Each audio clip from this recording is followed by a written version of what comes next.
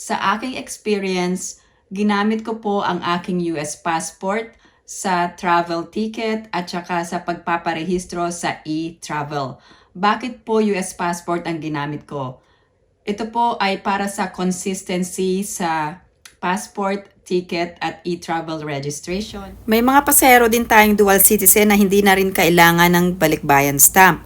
You can stay in the Philippines as long as you want dahil Filipino citizen ka naman, pero kailangan mong ipakita ang iyong Philippine passport at US passport sa immigration sa Philippines.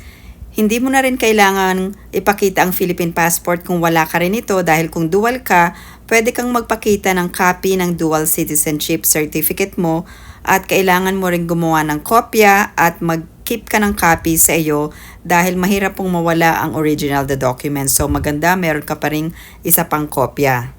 May mga kababayan din tayo na bumabiyahe ng Pilipinas pero ginagamit ang Philippine passport at pagbalik naman sa US ay ginagamit ang US passport. Pero pagdating sa Philippine immigration ay pinapakita ang dalawang passport.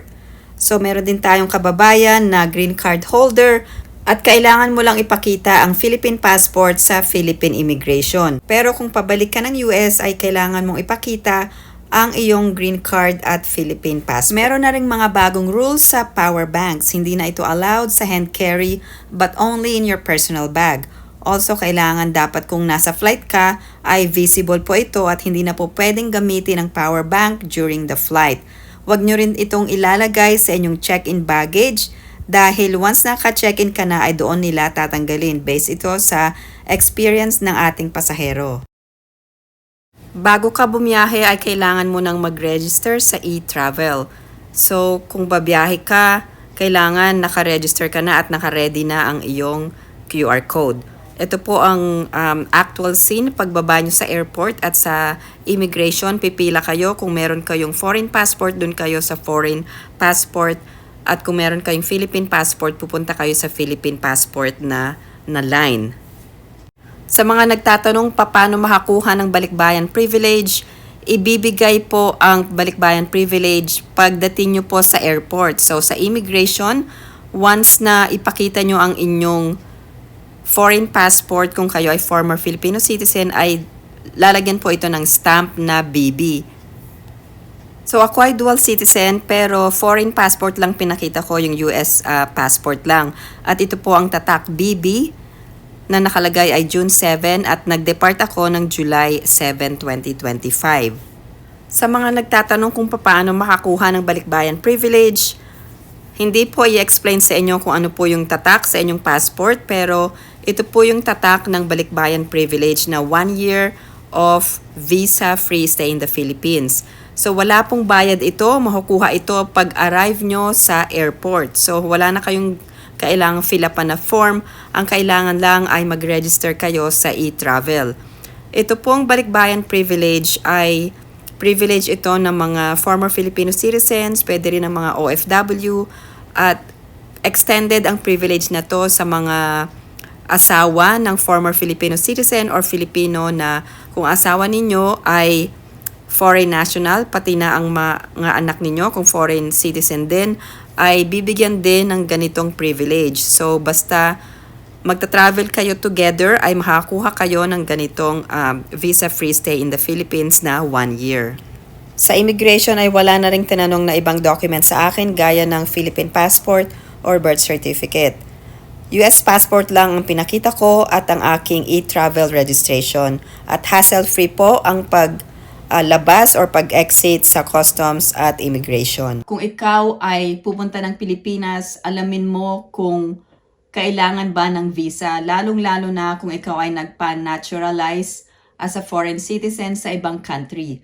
Meron po kasing listahan ang Pilipinas na kung ikaw ay national ng countries na ito po yung Executive Order number 408. Dito sa Executive Order number 408 na ito, nakalista po ang lahat ng countries kung saan kung ikaw ay national na or foreign national na, pwede kang magstay sa Philippines ng 30 days visa-free. Pero kung wala sa listahan ang iyong country na kung ikaw ay foreign national na, ay kailangan mo ng visa.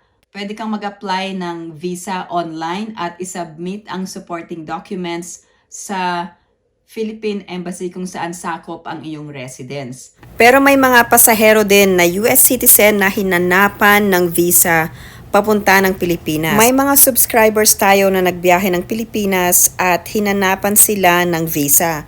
Meron din akong isang kakilala na isang dual citizen at nagbiyahe siya papunta ng Pilipinas pero sumakay siya sa LA. So, nung nasa LA na siya, ay hinanapan siya ng mga documents. Hinanapan din siya ng visa papunta ng Pilipinas. Mabuti na lang at kumpleto siya ng mga dokumento. Meron siyang birth certificate, meron siyang marriage certificate, meron siyang dual citizenship documents, meron din siyang Philippine passport. So, nakabiyahe siya papunta ng Pilipinas pero unang-una ay medyo hassle po ang paghingi sa kanya ng visa. At laging tatandaan na dapat maaga kayong dumating sa airport at least 3 hours before your flight. At kung babiyahe sa Pilipinas ay dapat na ayos na po ang inyong e-travel registration. Nung bumiyahe ako, kumpleto po ang aking mga documents pero hindi na kailangang ipakita ang mga immigration requirements such as old Philippine passport or birth certificate ng aking anak. Ako ay nag-book ng flight papunta ng Pilipinas at ang aking flight or ang aking airline ay Korean Air at ang allowed na check-in baggage ay isa lamang, isang carry-on at isang personal item. Sa Korean Air, kung economy ang iyong ticket, ang check-in baggage ay 50 pounds po ang limit, ang maximum. Ang personal item at carry-on ay 22 pounds po ang limit or 10 kilograms. Combination po ito. So dapat kung ikaw ay bebiyahe at marami kang dadalhin na pasalubong, kailangan ay i-weigh mo na ang iyong luggage bago ka pumunta ng airport. I-check muna ang website ng TSA bago ka magdala ng mga liquids. Kung magdadala ka ng mga liquid items sa iyong personal bag or carry-on, kailangan ay ilimit lang sa isang quart size na Ziploc bag or clear bag at ilagay doon ang mga liquid items. Pag-usapan naman natin ang mga electronics at valuable items. Huwag na huwag niyong ilalagay ang mga electronics or valuable items sa inyong check-in baggage dahil posible po na mawala ito at hindi nire-recommend ng airline na ilagay ang mga ito sa inyong check-in baggage. Lagi niyo pong dalhin ito sa inyong carry-on or personal item, lalong-lalo na kung marami po kayong dalang electronics or rechargeable electronics, mga valuable items, cash, currencies. Kung meron kayong dadalhin ng mga valuable items, ilalagay po ninyo ito sa inyong carry-on or personal backpack or personal bag. Gaya ng nabanggit ko, importante na mag-register sa e-travel. Required po ito sa lahat ng pasahero. Ngayon, ang ginamit ko sa pagre-rehistro ay ang aking US passport para merong consistency sa aking ticket at itinerary. Paglapag ninyo sa airport ay makikita sa bawat sulok ng airport ang notice na ang e-travel registration ay mandatory. So lahat ng pasahero must complete the e-travel prior to arrival or departure from the Philippines. So nakalagay dito, failure to register may be a cause for denial of entry. At kung hindi naka-roaming ang phone ninyo ay may hirapan kayo na mag-connect sa internet pagdating sa airport. Ito ay base sa experience ko, although meron na akong e-travel registration pagdating ko doon at nag-try po akong mag-connect at mahirap po makakonect ng internet sa airport. At isa pa ay kung first time yung magre-register for e-travel, pwede nyo pong gawin ito ahead of time, hindi po kailangan na within 3 days. So kung gagawa kayo ng bagong account, you can make an account ahead of time kahit mga 1 month or 2 months of travel. Pero yung registration na information ng inyong flight information ay within 3 days po ito dapat ay nakalagay na doon para makuha nyo ang QR code nyo. Sa aking experience, mas madali ang gumamit ng computer pero kailangan pa rin ng picture. So mag-upload na kayo ng picture sa inyong computer at kung gagamit kayo ng mobile phone at magda-download ang app, ay kailangan yung mag-take ng selfie. Yun po ang medyo mahirap. Pero once na nakaregister kayo at gumamit kayo ng computer or laptop, mas madali pong mag-register dahil meron na kayong ready na picture na in-upload ninyo. Minsan kasi ayaw gumana yung selfie na function doon sa e-travel. So yung iba ay nahihirapan pero may isa pang option. Pwede nyo ring gawin yung travel registration sa egov.ph. Pero ang ginamit ko ay nag-search po ako ng website. So ito po ang aking actual na registration. Ang ginawa ko ay nag-register ako 2 days before date of departure para makita ko ang date na arrival in the Philippines ay June 7. So umalis ako sa Pilipinas ng June 5th at umalis ako sa Las Vegas ng June 5th and dumating ako sa Pilipinas ng June 7th. Ngayon, itong connecting flight, ito ang ilalagay nyong information. Kasi kung marami kayong flight information, hindi nyo naman mailalagay lahat na yon. Ang importante ay yung last na flight nyo papunta ng Pilipinas. So, ito ang aking actual na registration from Las Vegas to Korea, then Korea to Manila. So, yung flight information ang flight information ay Korea to Manila.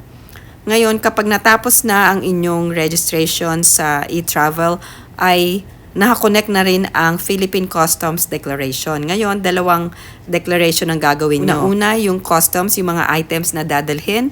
Pangalawa ay ang Foreign Currency Declaration. Ngayon, kung meron kayong kasamang pamilya, ay pwede nyo nang isama sa registration nyo ang inyong either asawa nyo or anak ninyo, ay pwede ng isang account lamang at isang email address lamang para sa lahat ng members ng family.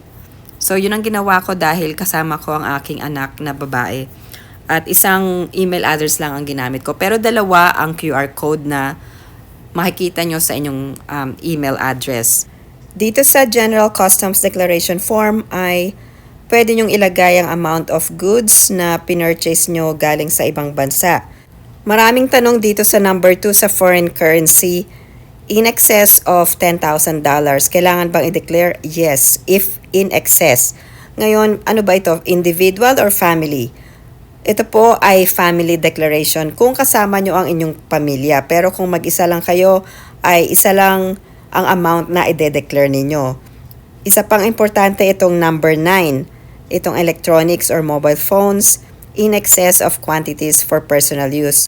Halimbawa, kung mag-isa lang kayo pero mga 10 phones ang dala nyo, so maka-question po ito dahil makikita sa scanner ang mga dala nyong electronic. So nabanggit ko rin na meron akong i-declare pero mga personal na pasalubong po ito at hindi po ito for sale. So dineclare ko lang dito sa other goods not mentioned above yung mga items gaya ng mga groceries na binili ko dito sa US. Hindi naman po maraming items ang dinala ko dahil nag-box na ako ahead of time. So ito lamang ay para lang mapuno or magamit ko lang ang aking checked baggage. So sayang naman, 'di ba? So kung magdadala ka rin lang ng bagahe ay punuin mo na ng pasalubong. Pero ang dinala ko lang dito karamihan ay mga food items at saka yung ilang mga body mist. At ito na sa customs declaration, kailangan ng selfie, kailangan din ng signature. At ito na po ang actual na QR code after ng aking registration. Salamat po sa pagsubaybay sa aking YouTube channel. Kung meron pa kayong ibang items or tips, kung kayo ay nagbiyahe na, paki-share lang po sa comments section below. Salamat po sa pagsubaybay sa aking YouTube channel. Don't forget to like and subscribe. I hope everyone is staying safe and have a great day.